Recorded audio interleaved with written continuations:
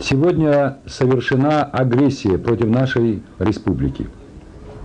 Без какого-либо повода войска Госсовета при поддержке бронетехники и вертолетов с боями вторглись на территорию суверенной республики Абхазия.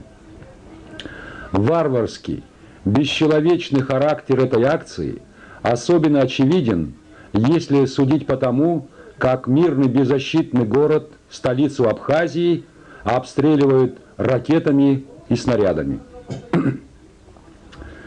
Героическое сопротивление бойцов полка внутренних войск и ополченцев остановило во много раз превосходящие силы противника. Есть убитые и раненые, число которых уточняется. Руководством республики объявлена всеобщая мобилизация. К настоящему времени о событиях в Абхазии извещены многие международные информационные агентства. К нам звонят руководители республик Северного Кавказа, народы которых в эту трудную минуту хотят встать рядом с нами. Верховный Совет Абхазии обращается огромное количество людей всех национальностей, населяющих нашу республику и готовых с оружием в руках противостоять агрессорам.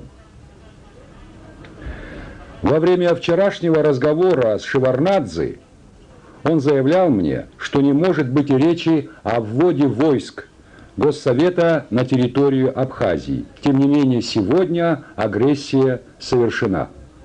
Агрессия вооруженных сил Госсовета сняли демократическую маску с нынешних лидеров Грузии и показали истинные намерения по отношению к Абхазии.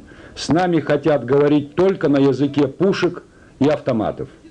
В этот трудный для нашей Родины час я обращаюсь к каждому ее гражданину, какой бы он национальности ни был, встаньте на защиту Абхазии. В таком единстве мы непобедимы.